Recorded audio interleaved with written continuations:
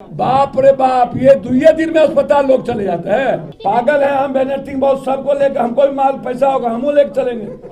पहले तो हम कहेंगे मेदांता पर जांच हो और मेदांता की साजिश का जांच हो और मेदांता के मालिक पर केस हो। हमारी लड़ाई जब डीएम ने थप्पड़ मारा तब सदन में थे हम और चंद्रशेखर जी और बेनीवाल, और उसके बाद सुनिए, उसके बाद हम जन्मदिन पर थे। ये 18-16 दिन के बाद ही आए नाटक करने के लिए। गर्दनीबाग गए नहीं, यहाँ आ गए और ये आग अगरबत्ती दिखा रहे हैं।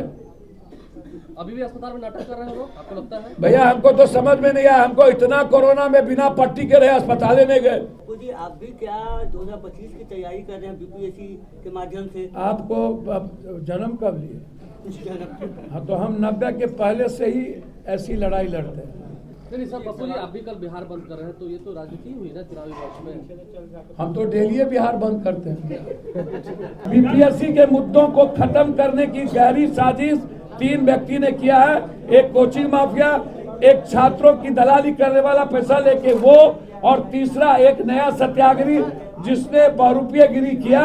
हम लोगों ने संकल्प लिया है कि जब तक पेपर रिकॉर्ड होना बंद नहीं होगा तब तक हम लोग सदन भी नहीं चलने देंगे और सर्वोच्च न्यायालय तक भी जाएंगे।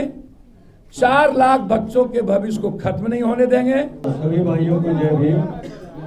आज सुबह नगीना सांसद आजाद समाज पार्टी के राष्ट्रीय अध्यक्ष भीम आर्मी संस्थापक चंद्रशेखर आजाद जी ने मुझे सूचना दिया और ये आदेशित किया कि माननीय सांसद पप्पू यादव जी, जो समाज के लिए 1 दशक से लड़ रहे हैं लगातार, और नगीना सांसद जी ने भी मुख्यमंत्री को चिट्ठी लिखकर बीपीएससी एग्जाम को रद्द करने के लिए आग्रह किया था और उस चिट्ठी में ये लिखा भी था कि आंदोलन के लिए बाध्य होंगे।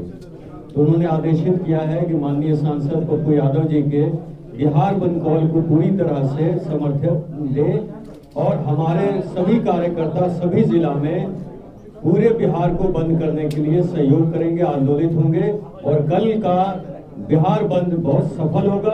और मैं जदयू सरकार को, भाजपा और जेडीयू सरकार को यह कहना चाहता हूं कि इससे पहले देर हो जाए वो परीक्षा को रद्द करें और छात्रों के भविष्य को सुनिश्चित करें। सुनिएगा तो आश्चर्य होगा कि 153 धारा में पुलिस कितनी मिली हुई है, कितनी गद्दी है। बिहार की पुलिस कहती है बहुत ही। पहला जो केस हुआ था किसी नए सत्याग्रही पर वो था 153 धारा के तहत, वो केस नहीं सटा। जो बेलेबुल सेक्शन था, बेलेबुल, जिसका वारंट ही इशू नहीं हो, कस्टडी में लिया ही नहीं गया। कुछ लोगों ने उन्हें कह दिया दुनिया का नया इतिहास रच दिया। गांधी मैदान थाना केस नंबर 815-24, इनमें बेल नहीं हुई जबकि ये नॉन बेलेबल था। और कहा मैंने कुछ भरना ही नहीं है, 25,000 के मुचलके भी भर लिए।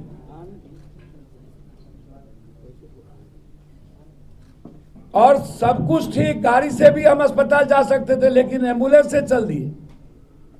और कुछ सोशल मीडिया के लोगों ने तो बीपीएससी आंदोलन को खत्म ही कर दिया।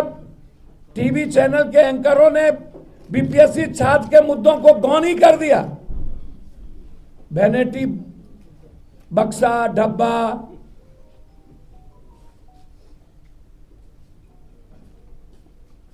मेरा कहना है कि इस आंदोलन को बड़ी साजिश के तहत खत्म करने की कोशिश की गई, जिसमें कोचिंग माफिया नंबर 1, नया सत्याग्रही नंबर 2 और छात्र की दलाली करने वाला, पैसा लेकर के छात्रों को बेचने वाला नंबर 3। इसीलिए हम सारे पार्टी के साथी ने निर्णय लिया कि कल हमें पूरे बिहार में हरे झंडे,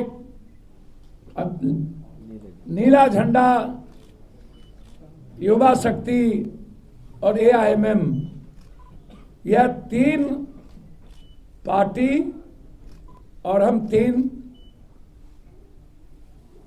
कर्मवीर, कर्म करने वाले 3 लोग, जिसका राजनीति से कोई औचित्य नहीं है। हम लोगों ने संकल्प लिया है कि जब तक पेपर लीकआउट होना बंद नहीं होगा तब तक हम लोग सदन भी नहीं चलने देंगे और सर्वोच्च न्यायालय तक भी जाएंगे।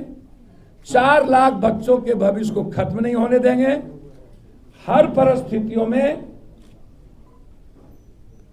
इस लड़ाई को हम लोग बच्चों की लड़ाई, भविष्य की लड़ाई, बच्चों की जिंदगी की सुरक्षा और उसकी खुशियों के लिए लड़ाई। हमने सबसे अपील किया है, विशेष तौर पर कांग्रेस से हम अपील जरूर करेंगे और वामपंथ पार्टी से कि जब आंदोलन एक ही है तो आप लोगों को सहयोग बच्चों के हित में करें। हम आप लोगों के सहयोग के साथ, जैसे हम चंद्रशेखर रावण जी और एआईएमएम के साथ खड़े हो गए, हमने कहा आप लोग आगे बढ़िए। इसीलिए हम कांग्रेस से भी अपील कर रहे हैं कि वो हम लोगों के कल बंद में आए और उसके बाद अगली रणनीति बनाएंगे कि क्या हम लोगों को इस बड़े छात्र और युवाओं के भविष्य को लेकर के सभी जिला मुख्यालय में एक बड़ी सभा, जिसमें चंद्रशेखर जी भी रहेंगे, कुछ जगहों पर एआईएमएम के साथी भी रहेंगे और हम लोग यहां से लेकर के दिल्ली तक, यूपी तक से लेकर दिल्ली तक सभा करेंगे। अंत में मेरा एक आग्रह है, जो लोग बीजेपी से और बीजेपी के तरीके से जो कंप्लीट रूप से जाति जनगणना के विरोध है, आरक्षण विरोध है, बच्चे के भविष्य के साथ खिलवाड़ करती है और उनकी लड़ाई बीजेपी से ना होकर जो क्षेत्रीय पार्टी कांग्रेस से लड़ रही और इंडिया गठबंधन की बात करती हो, मैं उनसे आग्रह करूंगा कि यदि इसी तरह आप बिहार के भविष्य और दिल्ली की भविष्य को खत्म करने की तैयारी और बीजेपी को मजबूत करने की तैयारी करेंगे तो कभी भी आपको माफ नहीं करेगा यह बिहार। पप्पू जी, एक सवाल है। तेजस्वी यादव बार बार ये कह रहे हैं हम छात्रों के साथ है। उस दिन भी आपने कहा कि सड़क पे आना चाहिए, आज भी अपील कर रहे हैं कि मैं देखिए किसी का प्रवक्ता नहीं हूं, सब लोग अपने अपने तरीके से आंदोलन करते हैं, लेकिन मेरी गहरी चिंता है कि बच्चों के भविष्य और क्वेश्चन से ज्यादा लोगों को राजनीति और सत्ता की चिंता है, बच्चों की चिंता किसी को नहीं। पप्पू जी, आप भी क्या 2025 की तैयारी कर रहे हैं बीपीएससी के माध्यम से? आपको जन्म कब लिए? हाँ, तो हम 90 के पहले से ही ऐसी लड़ाई लड़ते हैं और यूपीएससी, बीपीएससी, एसएससी से लेकर, और हम 2 बार पहले हम और आजाद पार्टी चुनाव साथ में लड़ चुके हैं। 2 बार पहले लड़ चुके हैं, एक बार 2.5% वोट, एक बार 2.25% वोट हमें आ चुका है और हमारे कभी भी जीवन में राजनीति से कोई संबंध नहीं होगा। सर, आपने कांग्रेस को सर बुलाया बिहारगंज में, राजद को क्यों नहीं सर? मैंने कहा कि जो लोग महागठबंधन में अभी छात्र के साथ हमने देखा, राजद के लोग सड़क पे नहीं है, जो सड़क पर है उनसे अपील किया। नहीं सर, पप्पू जी आप भी कल बिहार बंद कर रहे हैं तो ये तो राजनीति हुई ना चुनावी वर्ष में। हम तो डेली बिहार बंद करते हैं, हम कोनो एक दिन तो बिहार बंद करते नहीं। अभी तो गवर्नर से भी मिले थे, आपने कहा था कि हम तो 2 बार गवर्नर से मिल चुके हैं। साजिश रच के पूरा सत्याग्रह को खत्म कर दिया और हमारी लड़ाई जब डीएम ने थप्पड़ मारा तब सदन में थे हम और चंद्रशेखर जी और बेनीवाल,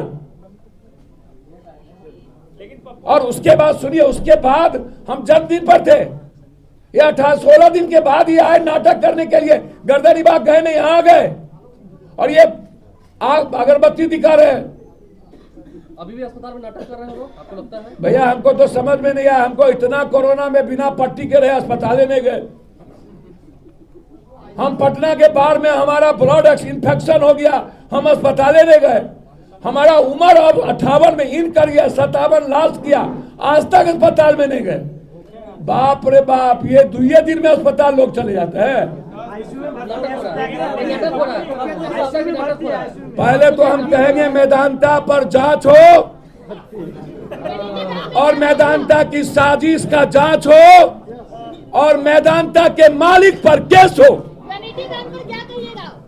वैनिटी पागल है हम, बेनेटिंग बहुत सबको लेकर, हमको भी माल पैसा होगा, हम लेकर चलेंगे। सिर्फ बीपीएससी पर बात करिए सर। हमको तो समझ में नहीं, हम तो जिंदगी भर पानी में थे। हम तो 12 दिन बाढ़ में यहाँ पर, तब आपके सबके माँ बाप को, बच्चों को खाना हम ही पहुंचा रहे थे, कंठ भर थे, हम तो सड़ गए थे। चलिए, लेकिन आपको लगता है कि 9 दिनों तक आमरण अनशन पर हैं, अस्पताल में हैं, कुछ नहीं खा रहे होंगे? जल्दी से चेकअप हो जाए। यहाँ एक बार चेकअप काहे नहीं कराए? जब यहाँ थे चेक करने आता था तो चेकअप काहे नहीं कराए? हमको तो समझ में नहीं आता। वाईबी गिरी साहब हमारे सम्मानित हैं, मैं उन पर कोई बात नहीं करूंगा। लॉयर का काम है झूठ सच बोलना। आपको नहीं लगता कि नेता का मेडिकल बुलेटिन वगैरह भी जारी कर रहा हूं, वहां से मेदांता से मेडिकल बुलेटिन जारी करने का है भैया? हम जो डॉक्टर बुलेटिन जारी कर रहा है, हमको लग रहा है वो नकली डॉक्टर है। उसी का पहले जांच कराना चाहिए। पप्पू जी, प्रशांत किशोर जी छात्रों की लड़ाई भैया आप चुप रहिए। लड़ाई लड़ रहे भैया जुम्मा 4 दिन अभी पैदा हुए नहीं हुआ, छात्र का आंदोलन का आता पता नहीं। अरे सर, तो वो भी आंदोलन ही कर रहे हैं। हमको तो समझ में नहीं आता ये कौन आंदोलन है कि बिना कानून नियम करके। पहले बोला हम 25,000 मुचलका भर दिए, 153 का उस पर केस ने सद किया, उस पर जो नॉन अवेलेबल था वो केस पुलिस। तो ये आंख मिचौली का खेल है क्या? सर, बीपीएससी के मुद्दों को खत्म करने की गहरी साजिश 3 व्यक्ति ने किया है। एक कोचिंग माफिया, एक छात्रों की दलाली करने वाला पैसा लेके वो, और तीसरा एक नया सत्याग्रही जिसने बहुरूपीय गिरी किया और बच्चों की जिंदगी के साथ खिलवाड़ किया। धन्यवाद।